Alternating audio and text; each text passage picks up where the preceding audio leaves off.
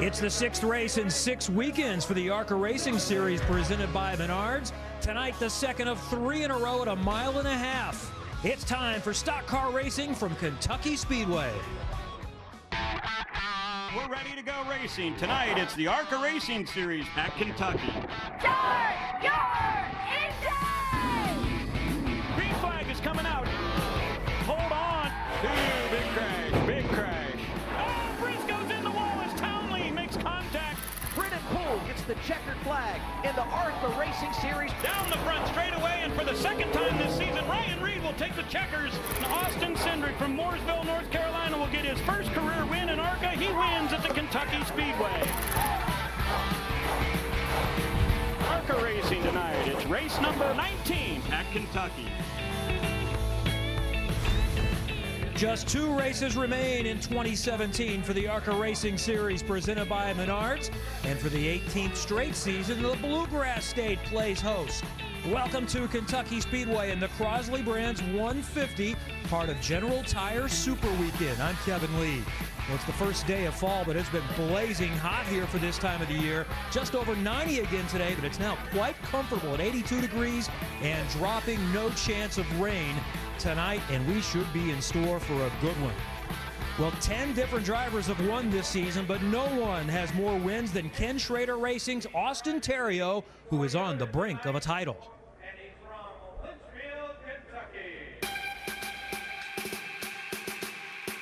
Here we go. Green is it for the final time in the opener in the ARCA Racing Series. Austin Theriault is a winner at Daytona in the ARCA Racing Series.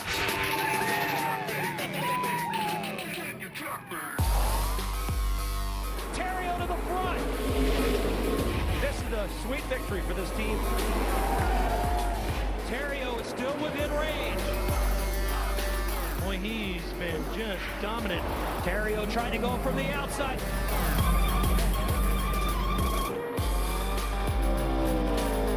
And he's going to take the win. Let's watch the driver was dominated much of the way. 6 wins for Austin Theriault, top 10 in all 18, and 15 top 5s puts him in control of the championship. And with 5 race bonus points, still 500 available at Kansas, he can clinch if he's up 500 or more by the end of tonight. And if he's up just 225, he'll clinch if he just shows up next month for the finale at Kansas. And I'm here now with our points leader, Austin Theriault. Austin, you've had a dream season so far. You've led the points since Daytona, 6 wins, top 3s in the last 6 races. What do you think has set you and your team apart from the other competitors in the field so far this season? You're right, it has been amazing. We've been consistent, but I think our work ethic has really shown this year. Been a lot of early mornings just trying to get to the racetrack, and it's paid off. So I'm looking forward to tonight. We got really loose in qualifying, so we're starting out back. Track position is going to be important. So we just got to be smart and try to stay on the bottom and get everybody tight ahead of us, because it's going to be a challenge to pass. But really happy we have Cross Insurance on the car tonight. Supporter of mine back from New England, and really hope to give him a good run. Best of luck to you tonight, Austin. Thanks. And now to our General Tire Pole Award. We saw some very fast times in that qualifying session. Sheldon Creed won the pole. He almost broke the track record. He beat his teammate by just a few. Sheldon, this is your first pole award in the ARCA Racing Series. What did it take to get that final push to beat your teammate there? Because I know you knew the time that you needed to beat. Yeah, that's it kind of helps, but it's kind of like bad knowing the time you have to beat. And Zane went pretty early there in qualifying, and I knew I pretty much had to give everything I had. We mocked up Wednesday and we mocked up this morning in practice, and kind of knew what we had, but we needed more. And I knew what the track record was, so I was kind of going for that, going for 29:20. But pretty happy with what we had. We've unloaded good. The guys have killed it all weekend, and just made good adjustments all week. So really happy with what we have, and we're gonna see what we can do from the front row. Now, you came off of a disappointing finish in Chicago, but you showed speed there. How is your ability, or how do you feel tonight to be able to turn that around and get a good finish? Yeah, I mean, I feel good. We struggled pretty much off the truck there in Chicagoland, and Wednesday we just unloaded. We were just complete turnaround, complete 180 from last weekend, and we were fast right off the bat. So it's good when you're fast off the truck. Then you have something to work with right away, and then you can just keep improving that. And we tried a bunch on Wednesday and won our test day, and that's nice when you get like a full 8 hours just to test. So tried a bunch of different things, mocked up a couple times, and just seeing what we had for race speed. So that was really nice, and really set us up for today's practice, which was good. And no, we're 3 for 3 right now, so I hope we can go 4 for 4. All right, Sheldon, best of luck to you tonight. This is MDM's 4th pole in that 28 car, and they won 2 of those races, so Sheldon Creed is looking to make that 3 tonight. Kevin? All right, thank you, Heather. One of many contenders tonight. General Tire Super Weekend. We're not too far away from getting started, and General Tire helps us get to know the drivers off the track as well. And this week, we find out some of their interests outside of racing. Away from the track, I love football. I played many years, coached my son for a lot of years in Little League. He's out of it now, so I've been away from the sport a little bit. By far and away, football is my second favorite sport. Where I live in Asheville, we have the Blue Ridge Parkway, so going up and exploring the parkway, hiking, things like that. I played hockey all through high school. I love dance, yoga, working out. I like to shoot skeet, sporting clays. I also love any kind of action sports, snowboarding, anything on the water, whether it be skiing or wakeboarding or kneeboarding. When I'm not at the racetrack, I definitely enjoy going out in the water, whether it's going on a boat or fishing. Also, I've been four-wheeling a bunch of times with Chris Busher, so that's definitely fun. I enjoy bow hunting every time away from the racetrack.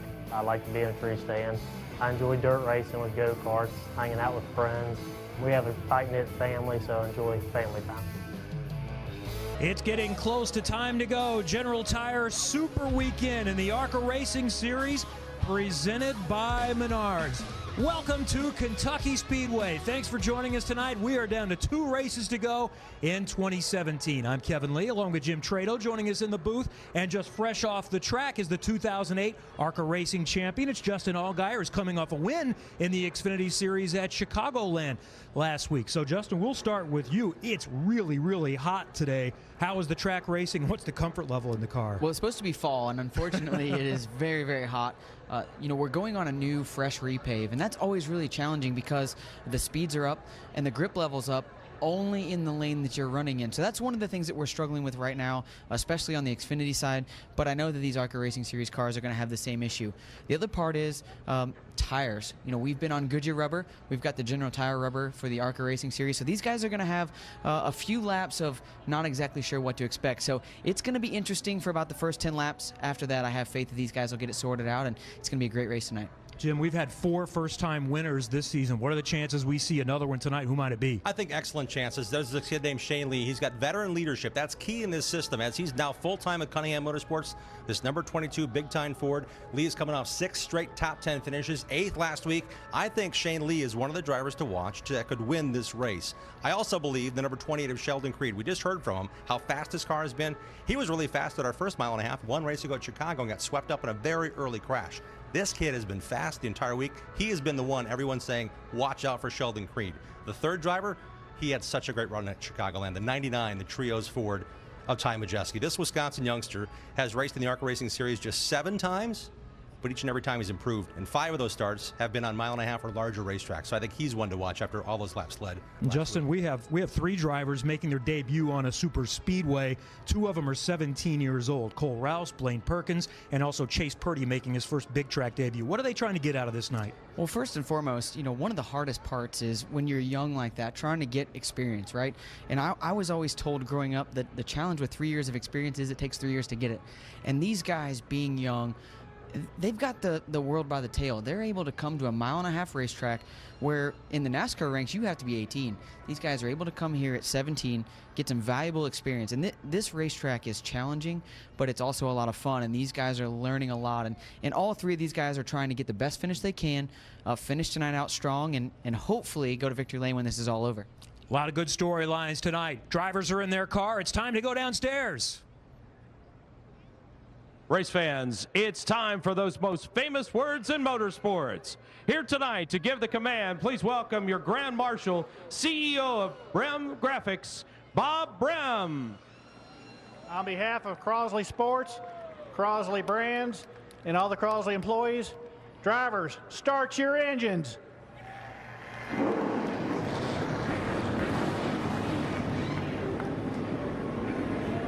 engines have come to life. We're ready to go. The Crosley Brands 150 will go green. Coming up on a Friday night on FS1.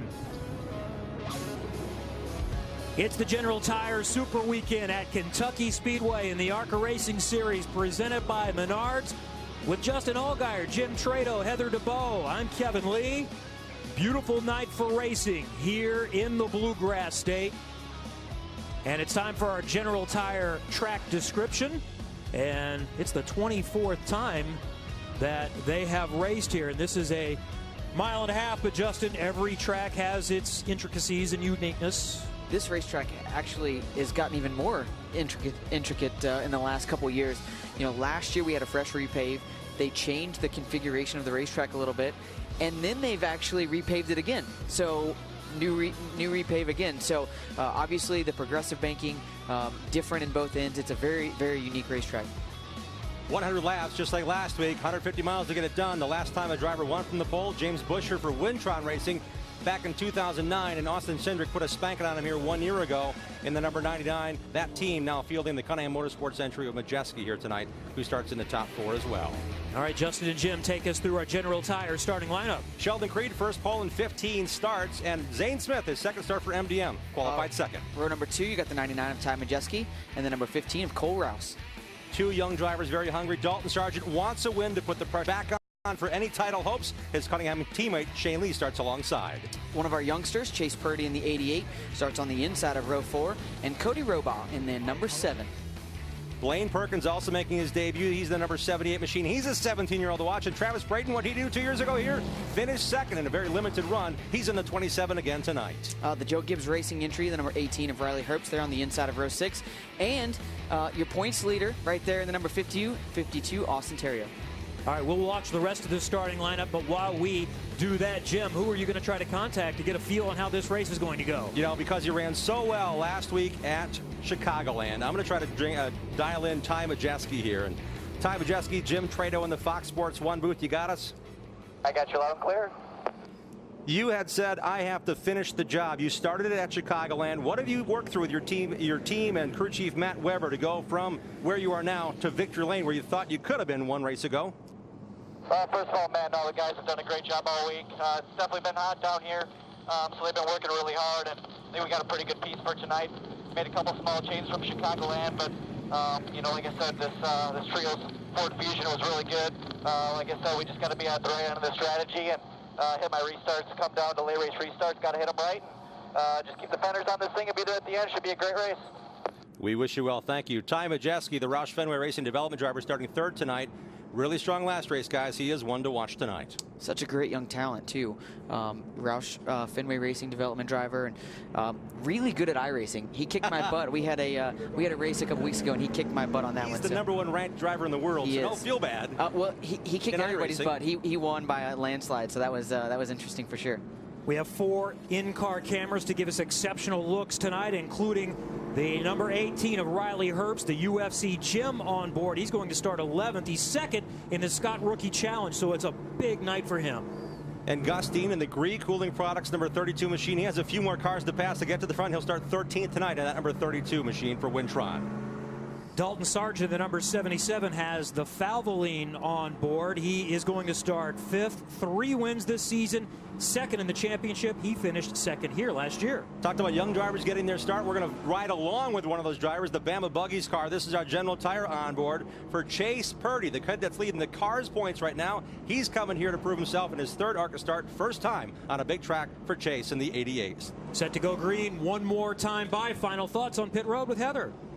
Well, Kevin, you guys already mentioned some of the challenges here at Kentucky Speedway, but what teams have been working on is the practice during the day versus racing at night.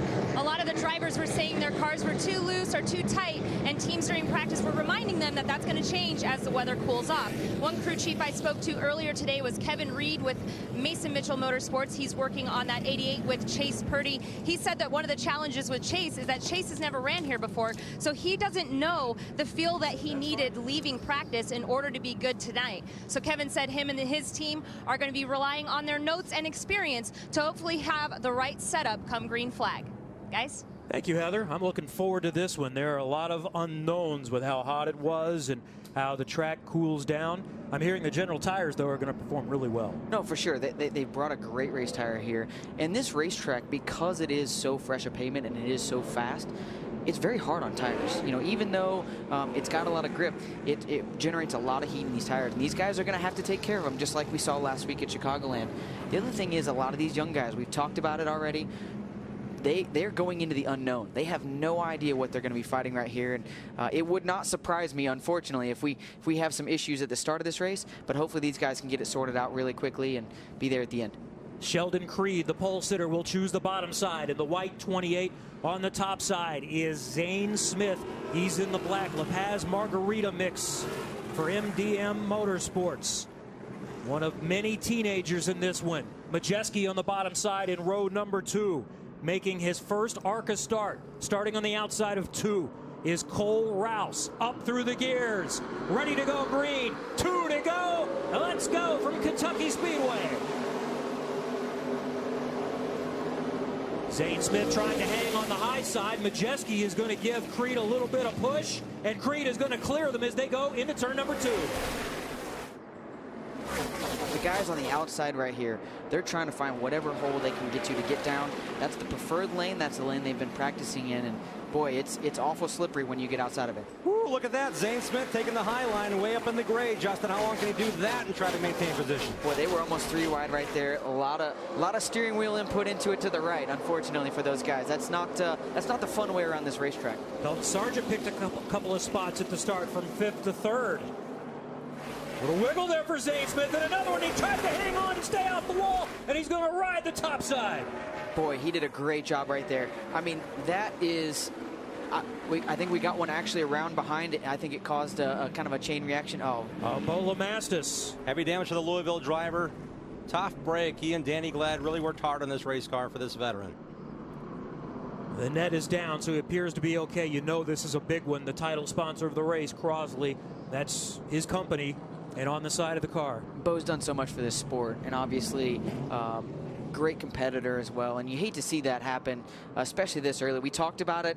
The grip level right now when these guys get out of the groove is so treacherous. And we saw one competitor get up there in the gray, and it may have caused a chain reaction. We'll have to wait and see if we got a replay there, but definitely tough to see this early in the race. It was Zane Smith, this car we're showing you now on the screen, that started out getting in that gray area. I'm just questioning the grip level, because he was outside the outside line, way outside. That's what I was trying to say. And there was nothing up there. Lots of dust. No grip. Well, let's go back and look at this again. We're first going to see the 8 car of Zane Smith just trying to hang on, Justin. He does a great job right here, because at this point he is 2 car lengths above the rubber that's been laid down, not only by the race cars, but by the tractors that run around here and put rubber down. Way up on the second one here. We see him up here at the top. Oh, and in the back. Oh. It looks like that thing just got loose on him down there at the bottom and shot up the racetrack. And unfortunately, that's a really hard hit for the 42 car there. This is Gus Dean's on board. Let's see what the green Toyota driver saw. So he can only see Zane Smith. Lamastis is behind him, and this yellow is really a saver for Zane Smith. He needed this to just regroup. I'll tell you, I give Zane a lot of credit. That was one of those moments where you can only hope that you drive out of that without getting any more damage than he did. And if you look right there, I mean, the La Paz Margarita Mix decal is still perfectly okay. It's just behind it that's a little bit damaged. So very, very lucky there for Zane. So they'll have an opportunity to check this car and see if there's any damage. The right side, as you said, still looks good. And they won't even change tires, so they feel like they need to make no changes. They get a chance to gather themselves, and we'll get a restart coming up in just a moment. Under our first caution, Bo Lamastis makes significant damage. We're underway here at Kentucky Speedway in ARCA. This weekend, qualifying on FS1 tomorrow at 10 o'clock. Setup is at 12:30, and then we go racing in the Camping World Truck Series just after 1 tomorrow. First race in the playoffs. Christopher Bell won the ARCA race last weekend at Chicagoland. I saw he was quick again today. He is the points leader going into that playoff. And Justin Allgaier in Xfinity is second in the playoff points. We'll talk more about that in his race a little later on. Now, there are multiple races within the race, and one of them is the Scott Brand Rookie Challenge that looks like it's going to go down to Kansas coming up next month. Gus Dean with a very slim advantage on Riley Herbst, and Brett Holmes picked up some ground at Chicagoland last week. And how these points are awarded is the highest finishing rookie, no matter their position, gets 30 points. The second highest finishing rookie gets 28, and it goes down 2 from there. So the margin is just 8, but that means Riley Herbst has 4 positions tonight to make up to try to get even going into our final over the next 2 races. Yeah, so we only have 2 to go. Yeah, that's right. tough. I mean, these guys are battling it out, not only to try to go to victory lane, but every point matters. That's, you know, you see guys all the time try and fix damage, get back out there, do all the things they need to do. That's because they're trying to salvage every point they can salvage. So that's gonna be close next week for sure. Well, we saw Zane Smith trying to hang on at the start. Heather, what do you know about the 8?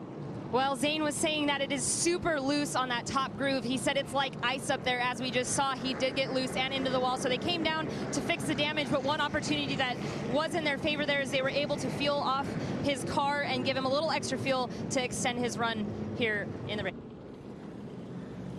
All right, thank you, Heather. We'll get set to go here as soon as the cleanup is complete. The pole sitter, Sheldon Creed, is led in the 2017 ARCA Racing Series season. We've had 10 different winners. The points leader, Austin Theriault, got started at Daytona. Then Chad Finley, Dalton Sargent, Justin Haley, and Harrison Burton were 2 of the 4 first-time winners. Theriault started to get on a little bit of a run in the summer. Riley Herbst has won a couple of times, or has won 1 time this season, I should say. Dalton Sargent had a nice summer streak. Justin Haley, a 2-time winner. Kyle Benjamin back for a win. A former champ, Grant Enfinger, on the dirt. And then 3 in a row for Austin Theriault to take control of the championship.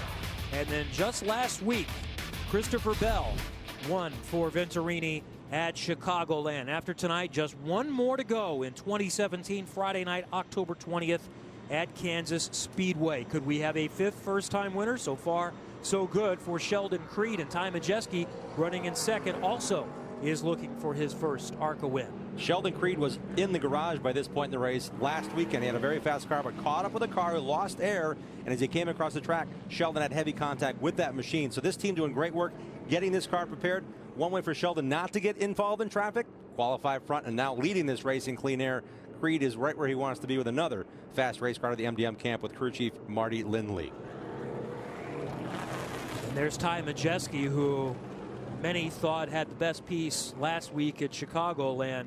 I'm sure he's feeling that one, not being able to finish that one off. And Sheldon mentioned Wednesday. Wednesday was a sanctioned test by ARCA. 20 different drivers showed up. These 2 drivers leading this race both had over 100 laps in its entirety throughout the day. They set the pace on the speed charts Wednesday.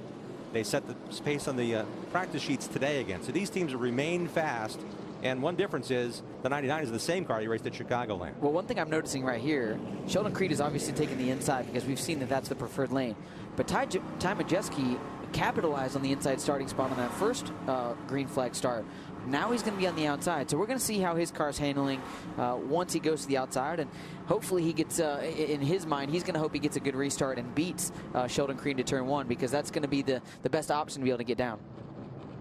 And there's Zane Smith back on pit lane. And Justin, you noticed something when we got a look at that car on the track not long ago from that little wall scrape. Yeah, one of the things that I noticed as he was coming down pit road, the spoiler, the end of the spoiler was actually separated from the bodywork, and there was a big gap in between it. And you know, the spoilers on these cars are so important. I mean, a 16th or an 1/8 of an inch could make a big difference in how your car handles. That big gap under there, that was going to make a lot of havoc for Zane Smith. And so they did the right thing. They came back down, they fixed it, and now hopefully that thing will be tuned up for him, and he'll be able to go through the field and try to get another good restart here. So 18-year-old Zane Smith started on the front row. Now he has a lot of work to do. All right, we're lined up side by side again. Creed on the bottom side, Majeski, Dalton Sargent second in points. needs a miracle to be able to come back Ontario for the championship. He is third, Rouse is fourth, Purdy and Robaugh the next row. Green again on the high side. Majeski is going to stay even with Creed and try to challenge him as they go through turn number 1. He got to the bottom in a hurry. Yeah, he was jumping right to the bottom right there. Creed stays in front. And now Sargent is going to try to make a move, but further back, we've got one around. Is that the 2-car of Eric Cottle? It is. Came in here 5th in the rookie standings. He said, I'm gaining speed. I have to get comfortable on these big racetracks. And his car, unfortunately, has found the fence here. Cottle out of Oklahoma in his first full season racing for Wayne Hickson. Was optimistic about his chances here today and getting a solid top 20 and building on that for maybe a top 15 to cap the season at Kansas. Eric has started every race so far this season. We saw him 5th in the Scott Rookie Challenge. We see some marks up there going up towards the wall, so I'm not exactly sure what happened there, but kind of an interesting set of black marks going up towards the wall. So look to the far right. We just get to the tail end of that, but you can see those tire marks. That's very similar to what we saw at the 42 of Bola Masters. I don't know if there's something, at that juncture of the racetrack where these guys are, haven't experienced that being so slick right there at that moment, or what happened. But that thing just took off, it looks like. And unfortunately, when you hit the walls here, these green walls are they're not fun. They're not green for good. They're unfortunately really hard and do a lot of damage. So we've run about 2 total green flag laps. And Justin, you told us this was going to be a little bit treacherous at the beginning. What's it going to take to get everybody settled down? Well, number one is patience. We talked about it earlier. There's a lot of young guys, but there's a lot of guys that have inexperience. They may not necessarily be young, but there's a lot of inexperience on these 1.5 miles, and patience is so hard. You come to these places, in the ARCA Racing Series, we don't have a ton of 1.5 miles, even though it is majority of the schedule. These guys, a lot of them have likely not seen 1.5 miles throughout the course of their careers. This may be their first year, second year. And so what these guys are experiencing is totally different than what you would ever experience on a local Friday or Saturday night short track. So it's extremely challenging, but these guys do a great job every racetrack we go to. And unfortunately, sometimes it jumps out and gets you, and you end the night in the garage area where you don't want to be at. And Kevin, one word I heard over and over again talking about how fast this track is how narrow and precise you have to be. Entering turn 1, how high can you enter? And turn 3 seems to be so wide and inviting, but some drivers are saying, if I miss my mark going into turn 3, I got a whole lot of handful of wheel. I've got to get out of it. I need to stay in that gas as long as I can. Well, already 2 incidents here in the opening moments of this race, and the problems didn't just start tonight. They've been going on all day. This is in the first few minutes of practice. It was the 3-car that lost control first and then really nowhere to go for Nick Higdon to come by in the 69. Richard Hauk was in the 3-car today, just entered this morning. Both cars not able to be repaired, but good thing the Kimmel Racing Shop's only about an hour away. They chased back and got a race car for Nick to race here tonight between our practice session and our race. All right, we'll get it going in just a moment. Another restart is coming up. Sheldon Creed and Ty Majeski have done battle so far. Who will get it on the next one from Kentucky Speedway? Kevin Lee, Justin Allgaier, Jim Trado, and Heather DeBow back at Kentucky Speedway. Second yellow in the early going for the ARCA Racing Series presented by Menards. We're following the General Tire Super Speedway Challenge. 8 races at 7 different big tracks. Double points this weekend because it's the General Tire Super Weekend. And the 52 team, Austin Terrio in that car, every race is in pretty good shape on the 18, which has mostly been Riley Herbst so far this season. And remember, he wasn't old enough to run at Daytona, so they've had some catching up to do. That's always tough, especially when you're a young guy and you're trying to come into the sport and run full time, and you're not old enough to go to Daytona. That's frustrating.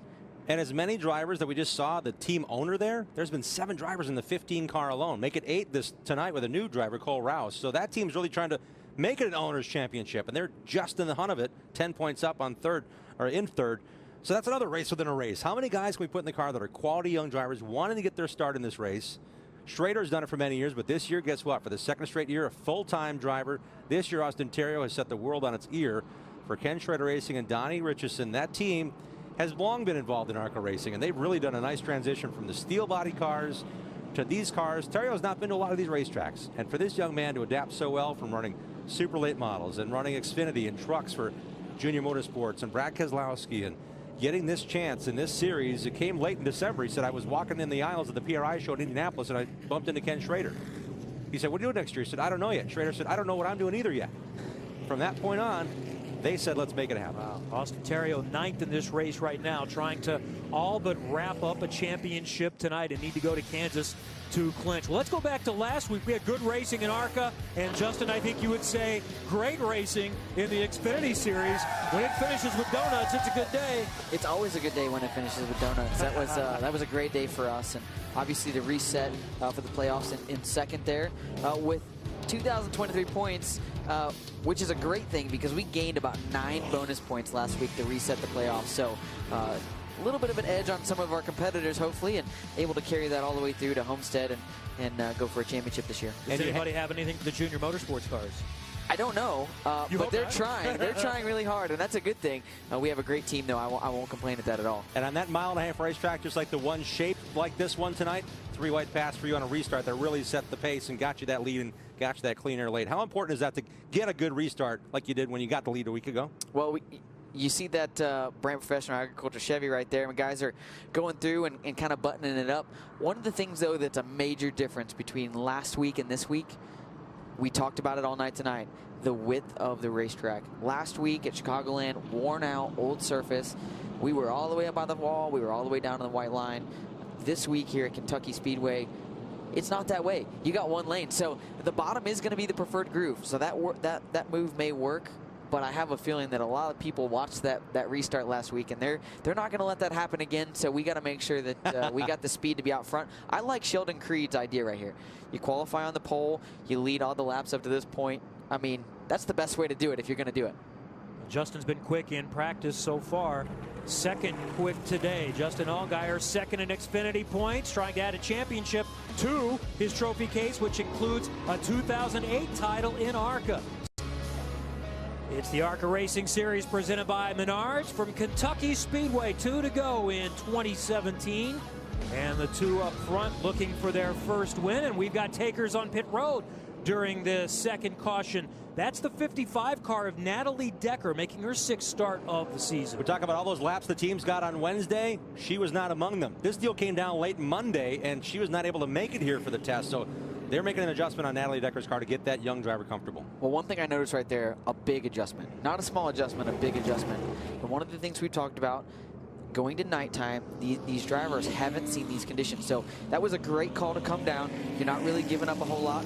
Maybe this could work out in your advantage because you're able to put a little bit of fuel in here, right here, and go a little bit longer than some of your other competitors. And there's the 69 of Nick Higdon we mentioned going to the backup after he was collected in a practice crash today. He'd been running just inside the top 20 before they made this stop. Team hustled back to their shop to get the car here, and whatever condition it was in, they had to reload it and get back here in time to get it on the grid for the race. So that was a good timely adjustment for them as well to get it closer to a Kentucky-type feel for Nick Higdon, who was here practicing on Wednesday. Got some laps. These teams have been here all week because it was supposed to be a Tuesday test and dip away and come back. Well, the rain forced the delay till Wednesday for a full day of track activity here. So this being Friday, it's been a long week for these teams. The 6th race and really 7th event in 6 weeks' time if you throw that test in there. Nick is from Kentucky, so a home race for him as we get a look at Gus Dean in the Gree Cooling Products on board. He's feeling pretty good about coming back next year. I think we're going to see him for the full season again next year. Riley Herbst, also the UFC, Jim on board, has said he wants to and plans to return next season to ARCA. He's got a win in his first season. Don't know the plans on Dalton's efforts for next year just yet, but this Valley onboard shows Dalton doing what he can, just getting word from his team that he's actually trying to save a ton of gas here under this lengthy caution. And this young driver was also worried earlier about maybe hitting some debris from their first caution. So Sargent's got a lot of juggling going on here as he tries to maintain second in points. And there's Chase Purdy, who has moved up from 7th to 3rd. It's not his first ARCA start, but it's first big track. First track bigger than a mile. He got top 10s at both Winchester and Salem. So he at least knows the car, but what kind of a learning curve is this when you come to the super speedway? Well, it's huge. I mean, obviously knowing the car, that's a big help.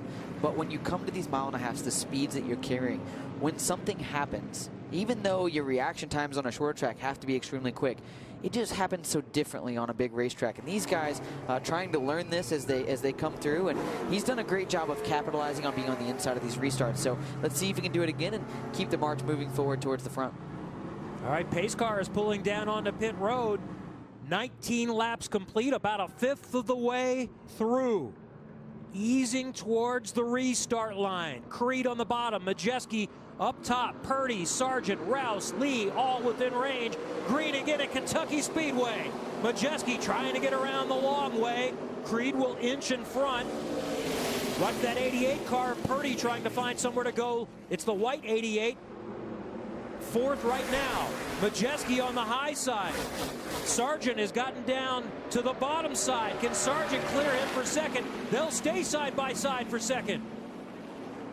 Boy, that's a tough spot to be in. Both sides. On the outside, there's not a lot of grip. The car on the inside, well, all that air that he's been relying on to keep his car going around the corner, it's all gone now with that outside car. So these guys are battling it out, but I can promise you they're going to want to try and get single file as soon as possible and get in line and get comfortable. We see Ty make a big slip up there and get outside the groove, and it's going to cost him some spots. Yeah, he is just trying to hang on as he goes through the kitty litter, if you will. All the oil dry back there. Majeski's going to lose a lot of spots. We also saw Purdy and Lee going at it. That second big-time Ford. The 22 car there has been charging. One of the things that's really tough is obviously there's a lot of inexperience in the cockpits of these race cars, but there's also a lot of inexperience up on top of the spot stand and down on pit road. So sometimes having somebody that's a veteran that can say, hey, here's the deal. We know that you need to get in single file line and get in order. Sometimes it's nice to have a veteran to say, hey, you're going to lose some spots, but go ahead and call off your losses, get to the bottom, and try to work our way back towards the front. Cody Robaugh in the number 7 we see back there, the Grant County Mulch black and green car. Brett Holmes right behind him in that Scott Brand Challenge rookie fight. And on board now with Gus Dean. And that's Travis Braden. The 27 is going to the bottom side of him. We see these guys, once they get to the outside, it's so hard to hold off that car that's on the bottom. You know, there's just so much grip down there, and these guys are pushing. We see the 8 car, Zane Smith, he's trying to make his way back up through the field, and boy, that car just looks really loose. He looks like he's been really struggling to find the balance on that number 8 machine and try to get it as comfortable to his liking as they can. Gus Dean on the outside of that black number 8 really doing a nice job, because Zane kind of washed up there momentarily. Gus peeked to his inside and gave him room to prevent some contact. But as they run side by side here, that could mean great news for us. This track is widening out. The groove may be widening a bit with all this side-by-side racing early on. The only downside to it, you see that 23 car Brett Holmes in front of him, it's driving away. You know, these guys, even though they don't want to give up that spot, the cars in front of them being in that single file line, they're able to drive away and get some clear track in front of them. Gus Dean in 14th right now. Ty Majeski up front, trying to pick some spots back up. He's back up to 5th.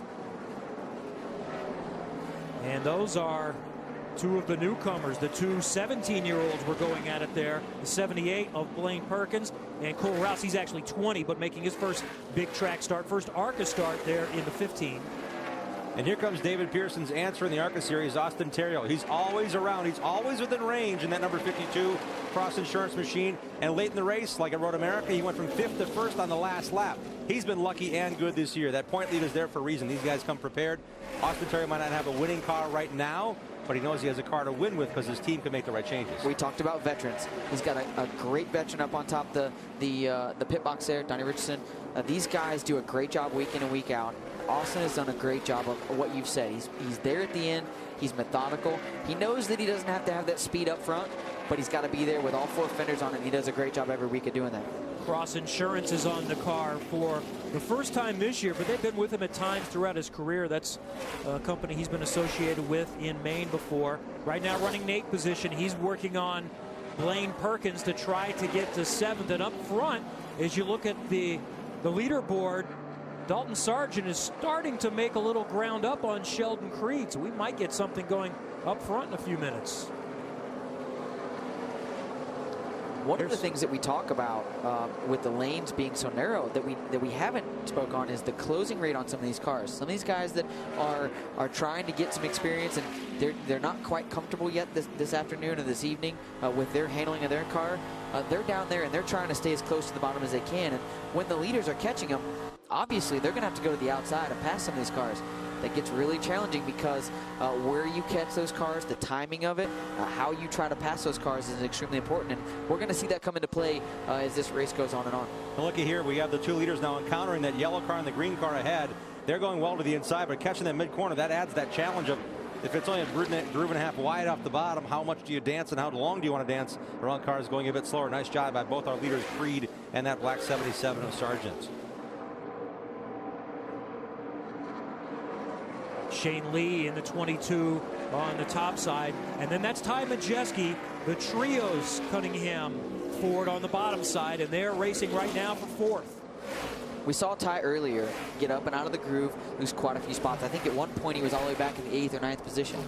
Again, just like Austin Terry, we talked about, methodically racing. Ty's done a great job of, figuring out where the grip's at in his race car, getting comfortable, getting back to the bottom, and we see him picking off spots one after one after one, moving his way back up towards the front. And it looks like, lap time wise and just track position wise, that he's got a car capable of running well inside the top 3. So he's doing a great job here. He just can't get impatient and push his car too hard. Meanwhile, Sheldon Creed remains in charge. He started to gap just a little bit, but we've gotten into a little bit of a rhythm, and it looks like the track is getting racier. Stay with us for ARCA from Kentucky Speedway on FM. Back at Kentucky Speedway, we're under caution, and look at the mark on the right side of the leader, Sheldon Creed, who has dominated this race, but dealing with lap traffic a moment ago. Caution number 3, Con Nicolopoulos on pit road. Watch Creed as he comes up at a much faster rate. We talked about patience. Unfortunately, that is not being patient, especially when you're the leader. You got a fast car. Sheldon was trying to do a great job of get as much gap as he possibly could, and unfortunately, he thought he had a lane. And Con probably didn't expect him to think that was a lane, and unfortunately, they got together. On board with Dalton Sargent running in second.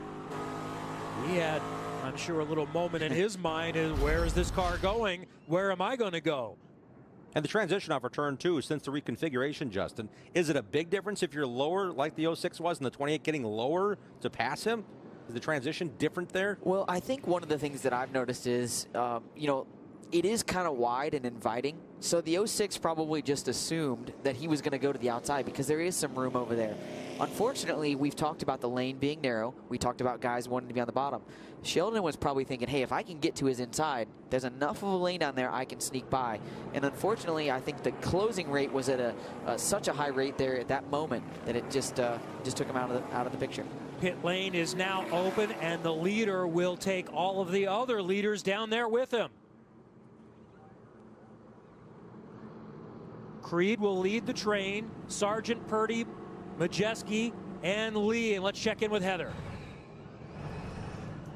77 slides it into his pit box here. These guys are going to probably do 4 tires on the right side. They're going to fuel the car on this stop. So far, he's happy. 2 tires only for the 77. The 28 of Sheldon Creed, he said that it wasn't his fault. He said he was in the high lane and the car just came down on him. So they're checking for damage. They're going to do 4 tires and fuel, but he said he's pretty happy with the balance of the car so far.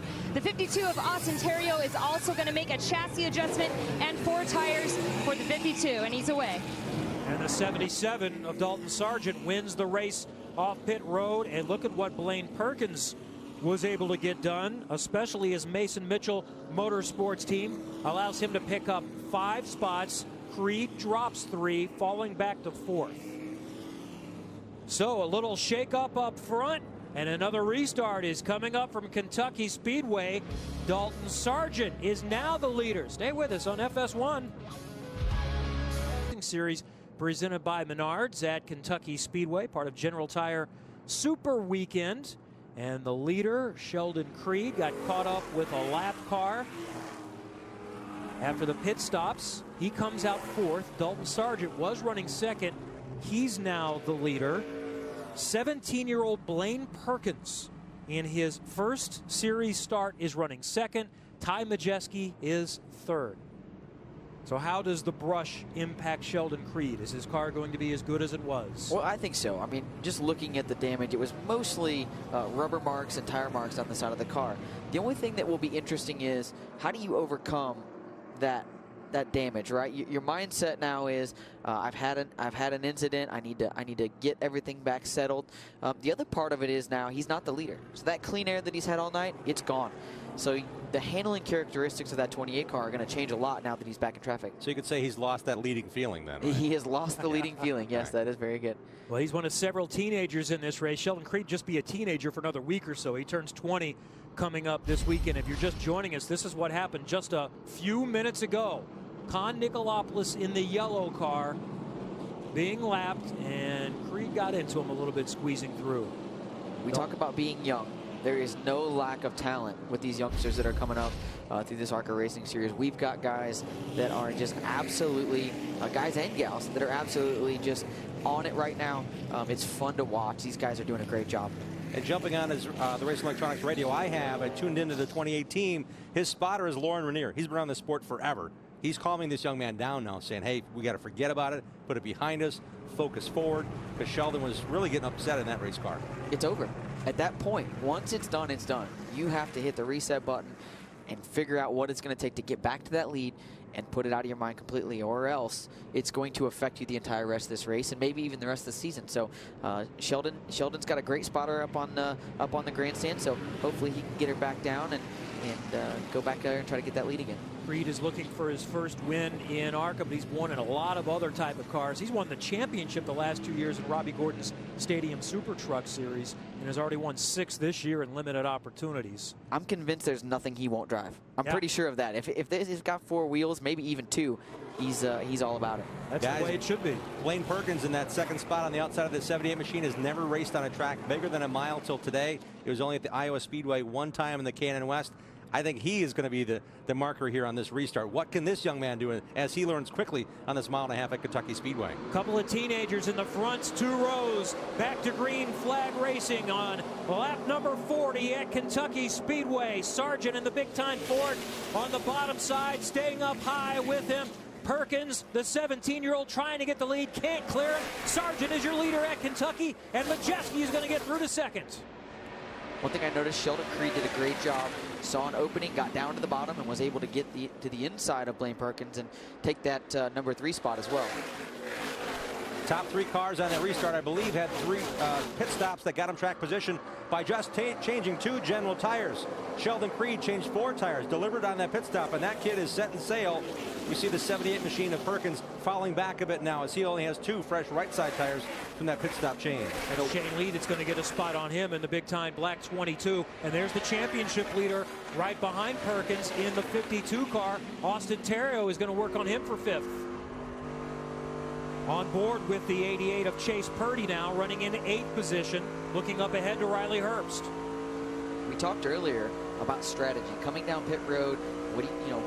What's going to be the answer for strategy? And I think right now, unfortunately, is track position more important or are tires more important? We see the 4 tires on Sheldon Creed obviously have been a big help, able to get there to the 3rd spot and try to track those leaders down. But the guys that took 2, are they going to be in better shape if we get another caution late in this race and then come down and put 4 tires on? The top 19 all just pitted on lap 35, so everyone's on the same strategy. And look at this challenge for the lead as Majeski is within striking distance of Sargent, and there's Higdon into the wall.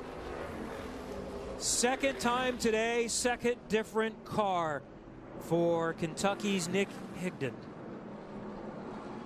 The Kimmel Racing crew, we talk about experienced teams around here. They do such a great job, and unfortunately for those guys, they're going to wish that their home race for them is over with, because it's been a rough day for those guys so far today. So caution number 4. Watch that green car. Justin Fontaine's behind him. Oh, and did he get into him a little bit when he started spinning? Yeah. Really close. Have to check the left front on the 33 of Fontaine. at the speeds that you're running here, it doesn't, I mean, you can be within inches and you think that the car in front of you got, or the car behind you got into it, because it just takes the air off of your spoiler. We talked earlier about how important spoilers are. It takes a little bit of that air off your spoiler, and all that force that you have to lean on is gone, and unfortunately around it goes and into the wall. A lot less damage for his car this time around, because Higdon actually totaled the car in practice with an incident in that same area on the racetrack from another car spinning ahead of him. Yeah, the marks are almost exactly in the same spot. That isn't just from what we just saw. Those are both crashes today, I think. You know, unfortunately, we talked earlier about turn 3 being a little bit different. It's really, really flat. And getting into the corner, you know, when we go into turn 1, it's really high banked. The car settles down into the racetrack really quickly and has a lot of grip. When you go into turn 3, as flat as it is, these cars are set up to not bottom out in turn 1 and 2. So when you get to turn 3, they're uncomfortable. They're kind of up on top of the racetrack. It makes it really challenging. And unfortunately, if you crash, typically it's over there. That's where you normally have the issues. We saw Cole Rouse there making his ARCA debut, the 20-year-old from Arkansas, in the Musselman's Big Cup applesauce car for Vince Arini. Go back to this and watch this save just a moment ago. Center of your screen, the black car in the outer groove, and now we're talking about outer space. He is out of room. Whoa, hang on to that, baby, Cole. Let's see if he gets in the wall at all. Keeps it off of that. Nice job. We have seen some amazing saves tonight. Unfortunately, we've seen some crashes as well, but some of these guys have made some amazing saves. That just saved this race team a race car that could quite possibly go to victory lane later this afternoon. Cole actually is leading the car's late model tour points. He is looking forward to doing more of this kind of racing. He's one of the Toyota drivers that was brought to Kyle Busch Motorsports to run super late models, and he's going to win a championship there. But he said, man, I'm so stoked on here and Kansas getting his chance. He showed the talent right there at why Toyota said this kid has a bright future with us. Nice kid. We had a chance to visit with him and his parents, Mark and Deanna. Excited about the opportunity. He'll get another chance. Stay with us. Underclock. It's been tough sledding for several so far, nearing the midpoint at Kentucky Speedway. Next to last race of the season in the ARCA Racing Series, presented by Menards. I'm Kevin Lee. Jim Trado is here in the booth tonight. Justin Allgaier, the 2008 ARCA champ. Second in points as the playoffs start here tomorrow afternoon in the Xfinity Series, is with us, and Heather DeBow on pit road. Caution number 4, Dalton Sargent is the leader. Ty Majeski will line up on his outside. Sheldon Creed, who dominated the first part of the race before he scraped lap traffic, he's third. Then Shane Lee and Blaine Perkins, the top 5. Justin, we know the leader took 2 tires, but the next 2 took 4. Well, we talked about it earlier, strategy. It's going to be interesting to see what these guys do, even though they've all pitted on the same cycle. Difference in tires makes a huge difference, and you know, Dalton Sargent is hoping that he can run as fast as he can run, stay out there in the front, and then when the next pit stop rolls around, he can come down and put 4 on. But by doing that, he's going to give up that track position that he's got right now. So it's a big trade-off here in the ARCA Racing Series. Several did stop under this caution. The top 15 stopped on caution number 3 at lap 35. Sargent will choose the bottom side. Majeski is on the top side. Creed in the 28 United Rentals car is on the bottom. Another one of the big time Fords is up top in row number 2, Shane Lee. Perkins and Terrio in row 3, Herbst and Purdy in row 4, Smith and Holmes, the top 10. Here we go again.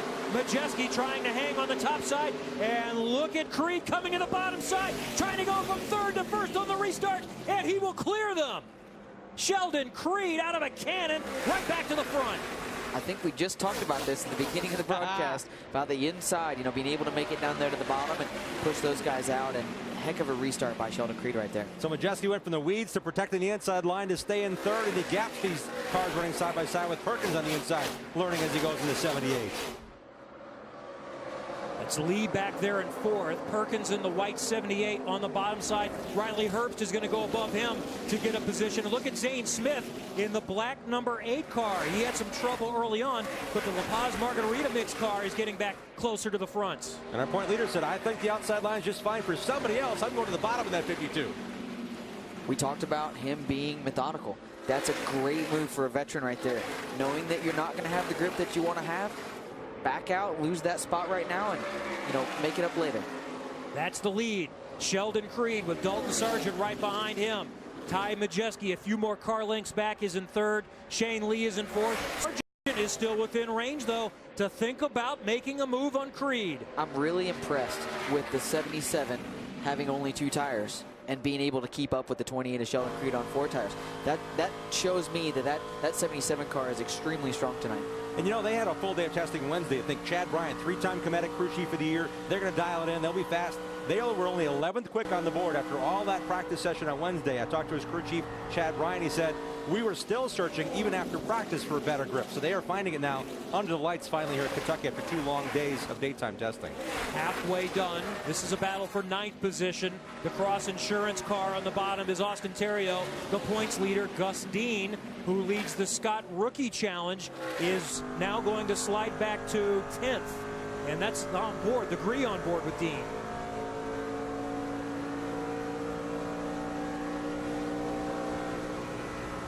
And as far as rookies go, the top rookie is Riley Herbst right now running in 5th position.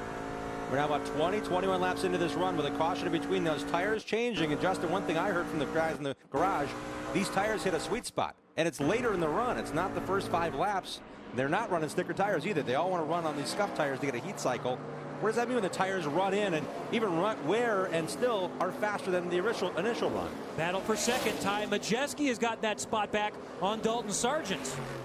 You know, right now what we're seeing is this racetrack, again, I talked about it earlier, it's new pavement. What it does is it actually generates a lot of heat. So because of that, General Tire has to come with a harder tire. That way it dissipates the heat. It's a little bit thinner construction. It makes the tire last longer. But what we've noticed is that as you run it, it gets better and better and better. There is a point where it goes away completely. And that's just because they're old tires, and it's just like driving in your passenger car. You wouldn't run them till they're on the cords. But we see time and time again at a place like this, it gets faster and faster. That's Vinnie Miller there in the 41 who had picked up 6 spots from his 18th starting position, slapping the wall there. But we stay under green. Second time for Vinny this week hitting in the wall. The 20-year-old out of Ortonville, Michigan. He actually brushed the wall hard enough where crew chief Jamie Jones had to rebuild the right front suspension and change some body panels, composite body panels on that machine between the practice Wednesday and today. So Vinny, another scrape. Perhaps they missed one little element because Jamie said they went through the entire right front suspension along with the cosmetic changes that they had to do between practice and race day. Well, pushing it sometimes at a place like this where you get out of the groove just a little bit and you slap the wall, they might have got it back to perfect, but unfortunately just trying to push it a little bit too hard. But you talked about the composite body. What a change for the ARCA Racing Series. We see it being adapted into the Xfinity Racing Series this year. So much easier. I mean, that car looks like it's brand new, and they had to go in and change the panels out, and they got it fixed up, and aerodynamically and aesthetically it looks great. So these guys have done a great job with that new body. Right in front of him there is Justin Fontaine, who had a pretty nice run in the Xfinity race with you at Chicagoland. Got a top 20 last week. Remember that massive hit he took at the end of the Daytona race, and it took him 3.5 months before he could get back in the car. I believe Vinny also made his Xfinity Series debut last week in the Xfinity Series. So he did finish 29th, but his crew chief Jamie Jones said we had to relearn how to drive the ARCA car because maybe that was what caused the issue on Wednesday. He said Vinny was doing a great job, just ran his fastest lap, but somehow he had to readjust back to what these cars drive like. Well, one of the things that we noticed in the ARCA Racing Series is power-wise, they actually have more horsepower than we do in the Xfinity Racing Series. Aerodynamically, they are a little bit different. This composite-style body is a little bit different than what our body is, so it changes how you drive these cars. Here's the 2 Mason Mitchell Motorsports drivers. Very, very young. The 78 is Blaine Perkins, 17 years old, in his first ARCA start. The 88 is Chase Purdy, making his 3rd start, but he's just 17 years old as well, and his first big track start. They're doing a nice job so far. The old man on the team is team owner Mason Mitchell. He's just 24 years of age, and he's spotting for this 78 team. He's like, it's kind of weird walking in with these kids saying, I want to do this, and he knows full well what they're feeling now. Just a few years back, he was this kid running for the first time on big speedways. Kyle Weatherman, who's been in the car much of the time this season, is hoping to be back in Kansas this year, helping him. So is Michael Self, who almost won last week at Chicagoland. Purdy is trying to make a move right now. That is for 7th position. Meanwhile, we move past the midpoint of the race not that long ago. So let's take a look at our mid-race recap brought to you by Protect Plus. Sheldon Creed started on the pole, dominated early before he got into lap traffic, but it did not take him long to get back to the front. Officially leading 45 laps through these cautions. He was part of one of the cautions, and he got the break. The caution came out. His car was still able to make the pit road first. Got 4 tires, got readjusted, got calmed down, and Creed again back to the power, back to the front. Battle for fourth right there. Riley Herbst trying to hang on to it. Shane Lee, one of those looking for his first career win, has been strong. And there's Zane Smith back at it in the number 8 car for MDM.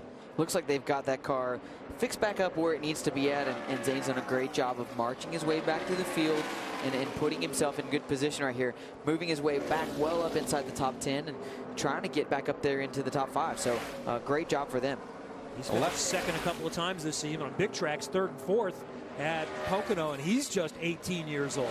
The difference for him is he switched teams mid-year. He made a parting of the ways with Venturini Motorsports after 11 races, and when he came back in fine fashion. He actually led a bunch of laps and finished second at Winchester. So when he came, or excuse me, at Salem, when he came back strong, and this kid's showing again that he's got a lot of talent. West Coast kid trying to make it in stock cars, proving on the big tracks he's got an audience that will say, that kid's good. We need to get him around the racetrack. We talk all the time about chemistry.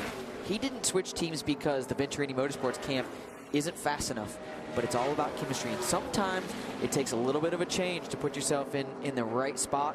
Obviously, it's worked out well. It could have equally have gone the other way, but obviously they've done a great job, and Zane has overcome making the change, and it's worked out really well for him. And MDM's a good place to join, where they had 4 wins with 4 different drivers. 6th in points. 6th in points. Brett Holmes on pit road. And in the Scott Brand Rookie Challenge, too. Looking on the left rear fender well, guys. When that car came down pit road, it was awfully slow. Perhaps they're eyeballing the battery. That'd be my best guess now if they're just looking at that corner of the race car. Yeah, the battery's located right there in front of that left rear tire. So you got to come down, pull the left rear tire off, get up inside that battery box there, and try to get that replaced. So this is, unfortunately, if that is the case, this will be a lengthy pit stop, but hopefully they can get it changed out and get it back on the racetrack and salvage some of those points. And Brett's doing a fine balance. He's in his 3rd year at Auburn. Building science is the major, and he had to go back to class. When they rained out Wednesday, he had to go back to class Wednesday morning and wasn't able to get back here until Wednesday afternoon to get some laps in because Tuesday was the plan test day.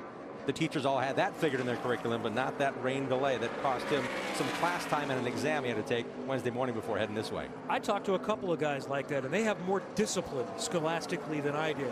Yes, I would agree with that. Take a test or drive a race car. I know where I'm looking at. Austin Terry on the bottom side, and up on the top side, looking for a spot is Purdy in the 88, and they will stay side by side. Catching some lap traffic here, so they're going to want to get this sorted out, going 3 wide. They'll split Tommy Prater. And Purdy will get in front or stay in front in 8th position. And Purdy's car was raced last weekend by Myatt Snyder, who's making select starts for Kyle Busch Motorsports, but won in his ARCA debut. So, Justin, maybe you can talk about how much winning ARCA races, like 5 drivers in the Xfinity Series tomorrow with you. 5 of those drivers in that field won ARCA races before moving on to Xfinity. So important. We talked earlier about experience. This style of racetrack, if you're not going to be in the NASCAR ranks, this is the only opportunity that you get to come to a 1.5-mile-star racetrack. A lot of the racetracks that we run on the NASCAR schedule, they come with the ARCA Racing Series. So just getting that experience, even though the cars drive a little different, even though the competitors are different, it's something that you can't replace. A lot of these guys that have ambitions of making it towards the top levels, they're going to come here and learn as much as they can, and they're doing a great job tonight. Good racing throughout the field, and Ty Majeski looks like he still has something to say about Sheldon Creed staying in front. Less than a half a second is the advantage. Creed has dominated so far. Majeski, Sargent, Herb Smith, and more, all within range. Stay with us on FS1 from Kentucky. Lead Ty Majeski, good battle on track. This is for 6th position. Shane Lee and Chase Purdy going at it. Purdy is on the bottom side of the white 88. See Austin Terrio in there as well, kind of methodically working his way back up through the field here. We saw these guys maybe have a little bit of contact on the exit of turn 2. They're racing really hard, trying to protect those positions, and you don't want to lose any spots. But we're hearing that the Cunningham Motorsports cars, the 22 and the 77, are both extremely tight.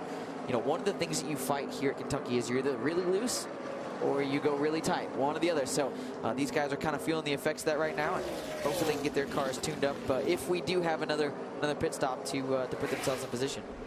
Here's Terrio, who's doing what he needs to protect his championship tonight. If he mostly just finishes this race with any kind of a decent position, he most likely is just going to need to show up to Kansas and collect the bonus points. There are 250 points available for each 5 race segments, so that's why the math is a little bit more difficult. He is very unlikely to be able to clinch outright tonight, but he's going to have it all but wrapped up as we see the leader, Sheldon Creed, getting by Rouse there. Yeah, Rouse is off the pace. He was up in the top 10 for the majority of the race here. So Rouse a lap down, and Majeski will go to the bottom side of him as well. We've seen these two leaders, Sheldon Creed and Ty Majeski, they keep going back and forth for a couple laps, and then 99 will be the fastest. And he'll start catching the leader, Sheldon Creed. Then for a few laps, he'll slow down and he'll back away. I'm not sure if that's just speed that we're seeing and their cars are kind of battling it out, or if we're seeing Ty try to get in some clean air. You were saying that he's had some issues with dealing with clean air in these last few races, so could be trying to put himself in better position, save those general tires, and put himself a little bit closer when this is over. You guys mentioned that Dalton Sargent was a little bit tight. He was running in 3rd, but now he's in 5th, 13 seconds back. We have to go a long ways back to find Riley Herbst, almost also 13 seconds back. He is running in 3rd, so the top 2 are still tight, Creed and Majeski. Now, everyone pitted, all the leaders did at lap 35, so we wondered if we were to stay green the rest of the way, will they make it on fuel? Might be a little bit close. Heather, what do you know on pit road? Well, I checked with a few of the crew chiefs, and they did say that the leaders will be able to make it on fuel. As you said, they pitted on lap 35. I also checked with the 8th position car with Paul Andrews, the crew chief on the 22, and he as well said that they will make it on fuel. And we were guessing 60, 65 laps, plus you add those yellow flag laps. That's what is going to get you home at that point. Now, the next part of that is we see Brett Holmes being pushed back to the garage. If we have a yellow, that's when it's going to be fun, because you could stay out, or you're going to, if possible, like to have general tires. So that is going to be a decision. Just recently, last week at Chicagoland, Kevin, we saw it. Christopher Bell's team, that number 25 Venturini Motorsports team, saved tires and we're hoping for caution. They got it with 10 to go, but won the race with that fresh rubber. Well, 2 things here. Number 1, we talked about these tires getting faster. I'm not sure if you have sticker tires down there in the pit area, that's going to be the best choice. Now, on the flip side of that, cold tires kind of always seem to win out. I don't know why that works out the way that it does, but after you've run about 10, 15, 20 laps, even though this tire could technically refire and be just as fast, getting that nice set of cold tires, I don't know if it boosts your confidence, but you go back out there and you say, I'm King Kong, I've got all the grip in the world. Now, all of that being said, you don't have any track position. So where does that put you? Do you take tires, lose your track position? Do you stay out? There's too many variables that I bet you that these 2 front leaders of Sheldon Creed and Ty Majeski. Majeski just hit the fence in turn 4, guys. I saw a black car slowing. He went high in turn 4 at the ARC. He was not able to turn that car left.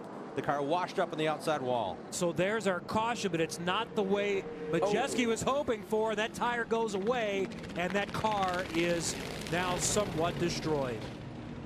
Doing a great job of getting on it deep in there. Yeah, 2nd week in a row, Ty Majeski has had a great chance to win, and it is not going to happen for him. That's a tough situation. You're obviously trying to catch the leader and push your car to the most that it can, but unfortunately, looks like gets up there just outside the black. We've talked about the Cunningham Motorsports cars being tight. I don't know if that's the situation that they were under, but unfortunately got up there a little bit too far, got the wall, and then once the tire comes apart, once it has damage, the damage that it will do to the bodywork is pretty incredible.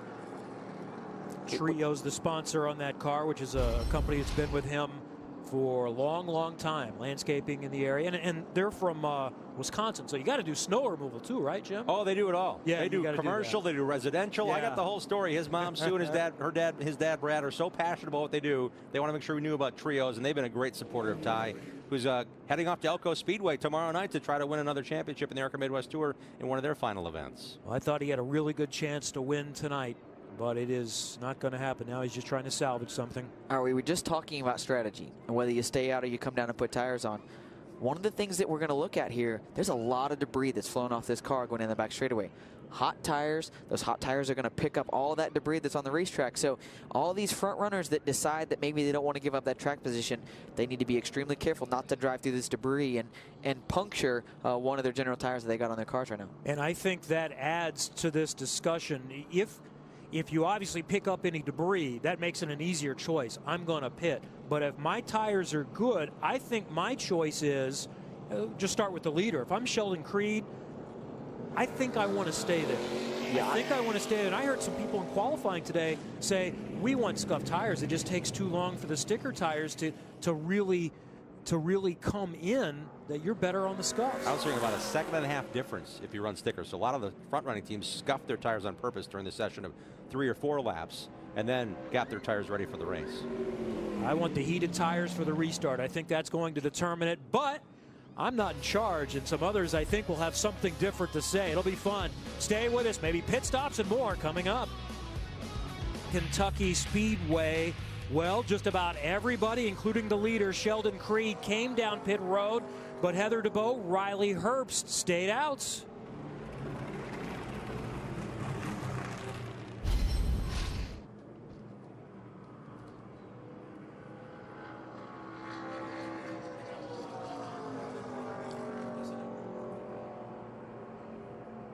Well, guys, the 28 of Sheldon Creed came in and pitted there, but he had a slow stop because the jack kept dropping. They did do 4 tires, fuel, and an air pressure adjustment, but a slow stop on that 28 of Sheldon Creed.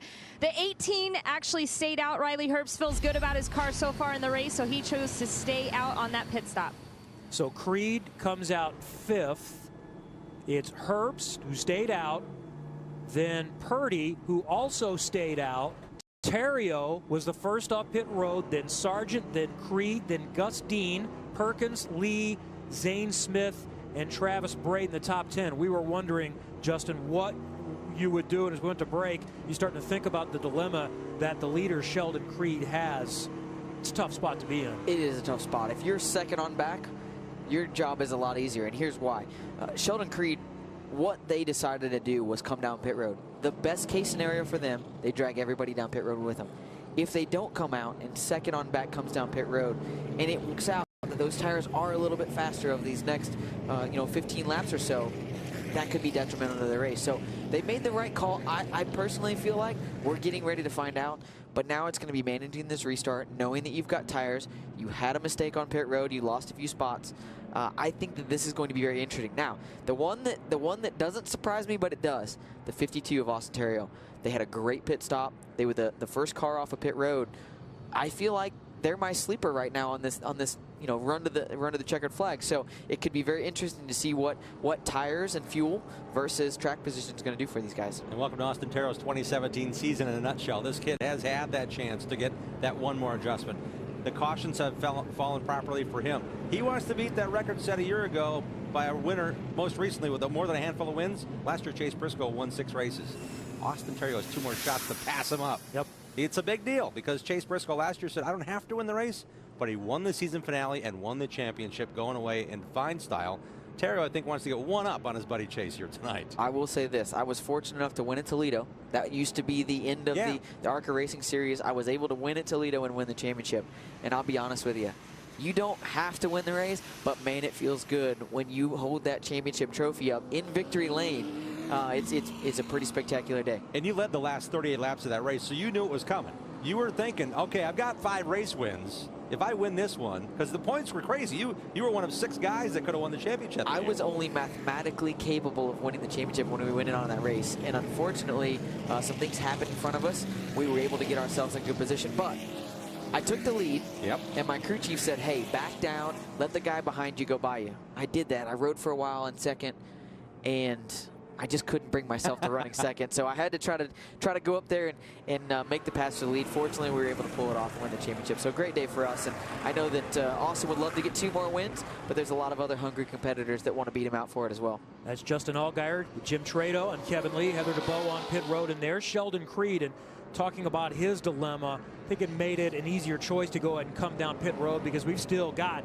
15 laps to go. If it was a green, white, checker situation, you're really thinking more about heating the tires, maybe even a little bit more difficult, but you're still in trouble if everyone behind you goes. But it's making more sense that you've got some time to get back to the front. We've already seen him make some spots up. He went from third to first in one restart. I'm very interested to see what he does right here. You've got a veteran of Austin Terrio in front of him. We know Sheldon likes to go to that inside line and be able to make big passes. So we're going to see what this restart brings for us. I have a feeling there's going to be a lot of action between now and this final 15 laps. And Riley Herbst, what a great spot he's in right now. 85, soon 86 complete. Pace car is up. We are back green at Kentucky Speedway. Look at Dalton Sargent trying to make it 3 wide, going to the top side, and there's Terrio 4 wide to the bottom. Terrio to the front. Still grinding on each other, trying to get that spot. How they saved that, I have no idea. These guys did an incredible job right there of being able to make it through that. What Still a restart. Terrio from third to first, but look at the race and continue back there for third. Riley Herbst is right in front of the 88 of Chase Purdy, who's going side by side now. It's 3 wide, maybe 4. Back in the pack. That's Sargent on the top side. Travis Braden coming off the apron. Down on the bottom side in the 27. The car in the middle of the screen, the white car, had all that right side damage from that grinding. He may have more than he bargained for. That car's unable to stay on the bottom of the racetrack. See That's the 32 getting sideways. Somebody just getting the wall. Somebody's going around. That's Gus Dean. We saw from his onboard, and we also saw ahead somebody was getting up in the wall, and that's the 88 car of Purdy. Wow. The 17-year-old in his first big track start makes contact. Dean also with some trouble, and we'll see if anyone else was impacted. Meanwhile, the leader is Austin Terrio, Sheldon Creed from 5th to 2nd, then Herbst, Lee, and Zane Smith. All-star cast of young short track racers making their way for the very first time onto a super speedway. The 88 of Purdy among them, now on pit road with damage. Had that damage from that start there, and we saw those guys all get together. We see both sides of that car damage. Both right side tires look to be flat. So I'm curious if that rubbing together didn't get those tires flat, and unfortunately, put him in a bad position. White car in the middle of the screen going 3 wide here. He gets bumped up the hill by Majeski. We saw the 32 car of Gus Dean actually out of shape already right before that, and I hate it for Gus having such a good night tonight, and that's going to really hurt him in these point standings. Yeah, he just climbed in 4th in the point standings, trying to hang out of that spot after losing 3rd after last race. That's Purdy getting to the outside wall. It happened when they were grinding on that restart, Kevin. I really believe that Purdy had an issue and didn't really know how bad the issue was, and there's Gus just losing it. Is he, though, reacting? Is he trying to get down to the bottom to avoid that? Well, I think, we haven't been in this restart scenario in a little while. These guys have been on that bottom lane, and we see right here, he just gets up and out of that black just a little bit, and unfortunately that car just really up and out of the racetrack. You can hear him pedaling there, guys. He was trying to save it just in the gray. But he's losing it before you can even see anything going on up ahead of him. Yeah, I think unfortunately this started well before the contact was made between the 99 and the 88, and unfortunately we had 2 cars crash at the same exact moment. What do you know about the 88 Purdy, Heather? Well, Kevin, as you can see on pit road, that car is skewed out. They checked underneath, and they said they definitely have a broken track bar. So an unfortunate ending to Chase Purdy's night here at Kentucky. Well, this yellow not only is going to get us another restart, but it's going to give us a chance to go back to this last restart with so many different things going on. This was wild. Well, first of all, one of the things that I noticed is the 88 is actually ahead right here. So Riley Herbst, the leader on the bottom, should have been controlling this restart, and he was letting the 88 dictate what he was going to do. So that allowed the 77 of Dalton Sargent to jump to the outside, then 4 wide. And at this point, this racetrack is not made to be 4 wide, and unfortunately, those guys all getting together caused a lot of damage to some of these front-running cars. And that 3 wide battle just opened the door for Austin Terrio, and Sheldon Creed went along with him. So the 18 and the 88s. Notice the spark underneath. That's the car that has the track bar issue. So Purdy's issues really started with that couple of bangs back and forth side by side with Sargent. And the 77 was the 3rd one in there. The 18, the 88, and the 77. Advantage, Austin Terrio. And as we said before, you just teed it up. How many times? Road America is one that comes to mind. Has he just driven within himself, driven within the capabilities of the car? He's there to take advantage if the opportunity presents itself. And when it comes to short tracks, he did it well at Salem as well. He got the lead late because he saved his equipment. It's not just a matter of being lucky, but this kid, for some reason, knows to save and be in the right spot at the right time. Well, you know, you look at these seasons, and when things are going your direction, they just go your way. The seas part, the water's open, and you're able to drive right through, and things just work. I mean, my race in Toledo, I had the two guys in front of me in points. They crashed each other, and it allowed us to have a great opportunity to move up to the front. We're seeing that with Austin. I mean, obviously, Austin is an extremely competitive, extremely talented race car driver, but he's put himself in position time and time again, not necessarily by having the fastest race car. Good pit strategy, being methodical on the racetrack, and he's doing a great job right here. He's got a great shot at winning this race. Unfortunately, he's got a guy right next to him there in the 28 of Sheldon Creed that really wants to win this race as well. So it's going to be a great restart again. You're the champ. You have that balance issue. Do I go for the win or do I go for the points? You go for did the it in the final race. So that's what Terrio's mindset is right now. What does he need to do to secure that championship? And Creed has shown speed the entire race and the entire weekend here. You go for the win. You go for the win. I think you know, I'm not going to say as lucky as he's been because he's put himself in those positions, but as well as things have gone for Austin Theriault, I think at this point you push the issue. You've got a big gap going into next week at Kansas for the finale. I think that you go ahead and you push it really hard. You try to go to victory lane and seal the deal before you get to Kansas. Well, after we're done here tonight, we've got college football coming your way on FS1. The weekend begins with 23rd ranked Utah taking on Arizona. Coverage begins at 10, kickoff at about 10:30. Then tomorrow on Fox, it's a doubleheader beginning with a Big Ten showdown. Purdue against number 8 Michigan, 4 Eastern. That's on Fox, followed by Notre Dame and Michigan State tomorrow night, 8 o'clock Eastern on Fox. College football on FS1 and Fox all weekend, live right after we're done tonight. Sometimes I have always wanted to live on the West Coast. There's so many sporting events on TV, and they all start at a nice time for you. My brother-in-law Mark and his wife Verla live in San Diego. I was at their house. It was so weird waking up at 9 in the morning to watch NFL, though, on a Sunday. It was just goofy altogether. My only downside is it's impossible to communicate to the East Coast, right? So you got to be a go-getter. We were out there, my wife, my daughter were still on the East Coast. I was all screwed up on bedtime. It felt like the lunchtime I was calling my daughter to tell her good night for her to go to bed. So it's definitely crazy, but it does make the times of a lot of sporting events and obviously races a lot better. I'll be in LA next weekend. That's one of the London games. So I'll have football at 6:30 on my TV. There you go. That's before I can answer the bell. What kind of football?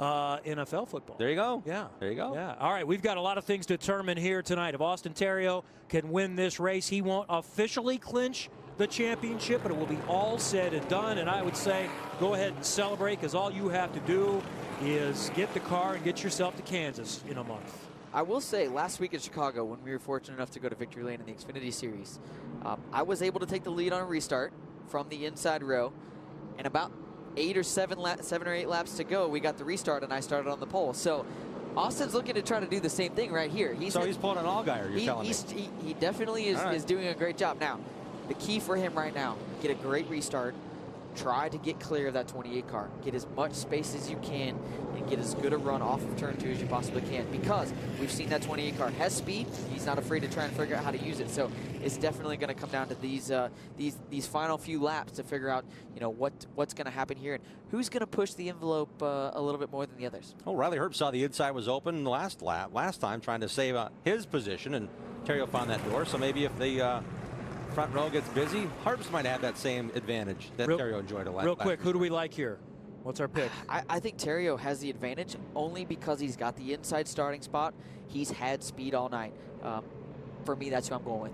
Fearless Sheldon Creed. The kid knows how to go fast, and no matter what he drives, I'd say Creed has a chance. He's going to make that outside move. Creed is on the top line. Theriault the bottom. Row 2. Watch for Riley Herbst in that NOS car. On the inside of row 2, Shane Lee, the big-time Ford, is on the top side. Travis Braden is at a nice run tonight.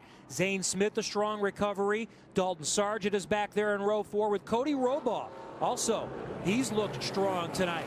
Pace car set to pull off. We're going to be down to 7 to go in the next to the last race of the season. The championship is mostly covered by Austin Theriault, but race wins are at stake.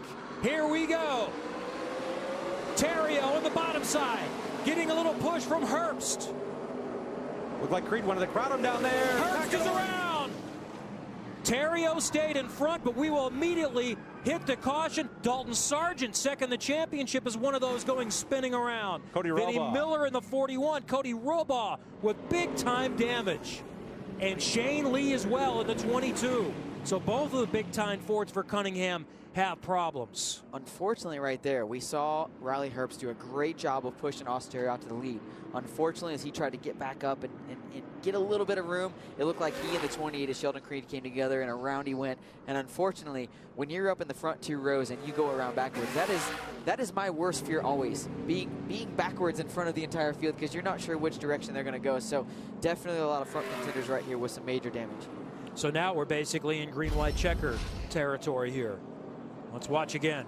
Here's the restart. Look out, Creed get a little bit wide there. Oh, and Creed took some contact too. It was actually the 22. I thought that the 18 and the 28 had come together, but it was actually the 22 that got into the right rear quarter panel, right here as the 18 tries to swing up a little bit. The 22 is trying to go to the middle, and unfortunately those two make contact. Good catch. Let's prepare for this ride with Riley Herbst. Pushing. At that point, you know, everybody's trying to find that little bit of a gap, and unfortunately the 18 of Riley Herbst had a good run. He was trying to go to that middle, and the 22 was also trying to go to the middle, come together, and unfortunately we see the result. Cody Robaugh out of his car after a good run tonight. We're going to get a restart, and it's likely going to be a green-white checker. Stay with us for the ARCA finish on FS1. Ready to restart in Kentucky. Green-white checker. 2 laps to go. Austin Terrio trying to wrap up his championship and win for the 7th time this season, and he will lead them through 1 and 2 on the restart. Sheldon Creed, though, is still right in his tire tracks. Creed goes up high. 4 wide behind him, Kevin for 4th. Shane Lee still in 3rd, has something to say. And Zane Smith trying to get to 3rd. Smith does it in the 8 car. Saw Cole Rouse get loose there. He got the fence momentarily. The 15 is off the pace. Inside a lap to go. Sheldon Creed looking for his first career win in ARCA. Austin Terrio trying to all but wrap up the championship with win number 7. No one's won that many since 2009. But Creed is right on him. And here comes Zane Smith coming to the bottom side. Creed drifts up high, brushes the wall. Smith grabs 2nd, but Terrio is going to take the checkered flag. Austin Terrio wins for the 7th time in 2017, and he will be this year's ARCA Racing champ. We talked about it earlier. Wow. Never the fastest at the beginning of these races, but what a way to rebound, come back through the field, be methodical, go to victory lane. What a heck of a way to finish off this race.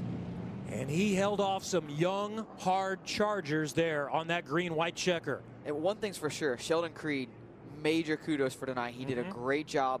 He was pushing for everything he had right there.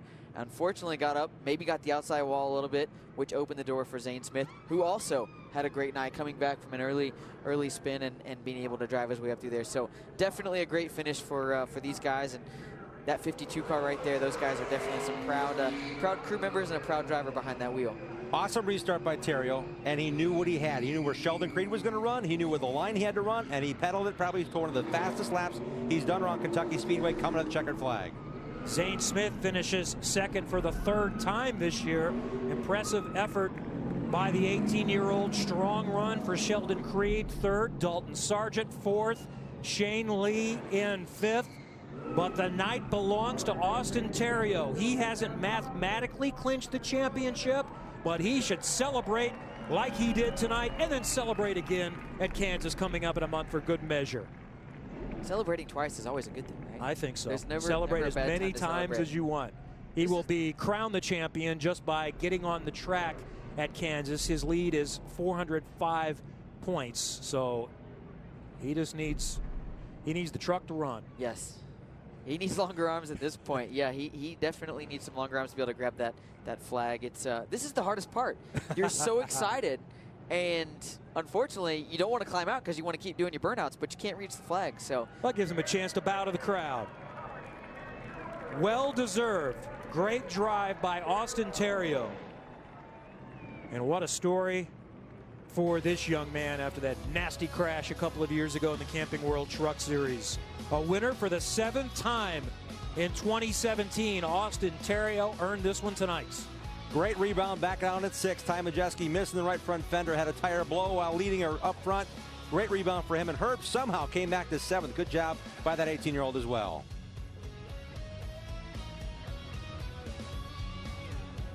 Saw some of these guys right here, Cody Robaugh, Chase Purdy, Gus Dean, all involved in some of those late race cautions, and unfortunately took them a lot farther down the standings than where they were running all evening. So a lot learned tonight. And remember, with 2 races to go, there are a lot of young drivers here learning for 2018. It's about the now, but building programs and building experience for next year as well. I said earlier, the youth of this sport is so bright right now. Yeah. These guys are doing a great job, and at a super young age. So definitely a lot of props to them for getting out there and doing what they love to do. So this is why we have all but declared Austin Theriault the champion, because the winner with bonus points can score 250. Now, there are other bonus points for appearing at every race, so there are still technically 500 available. But all Theriault has to do is show up at Kansas, and he will be the champ. Let's head down to Victory Lane and hear from tonight's winner and the soon-to-be champion with Heather DeBow. Austin Theriault, your winner here at Kentucky Speedway. 7 wins this season. Him and his team at Ken Schrader Racing have been working really hard on their intermediate program for that 1.5 mile win. Austin, I heard your crew chief, Donnie Richardson, say that he picked up a penny heads up off the ground today. Do you think that was the luck for you to get that 1.5 mile win tonight? Well, the hard work was it. We earned this one tonight. It wasn't easy. None of them are easy, but these are not easy. I mean, you got mechanical grip, you got to have the chassis right, and you got to have the aerodynamics right. And we struggled a little bit, but we gambled at the end, and I wasn't ready to let anybody by us. After a while, you know the tricks of the trade, keep them behind you with the air, and that's what we did, and it paid off. And actually, I got to thank the 22. I think he gave us a pretty good run. Just didn't have the right gear on restarts, and if it wasn't for him, we probably wouldn't be here. So thank Briggs Cunningham and the Schraders. Obviously, this is win number 7. What a dream year, and you got to interview these guys. These guys are the ones that deserve it too. Congratulations. And also great to have Cross Insurance on board, first time this year, and we got a win for them. Congratulations, Austin. Kevin? Very impressive tonight. Thank you, Heather. Thanks to Justin Allgaier. Good luck tomorrow in Xfinity for Jim Trado and Heather DeBow and Kevin Lee. FS1 College Football Live is coming up next.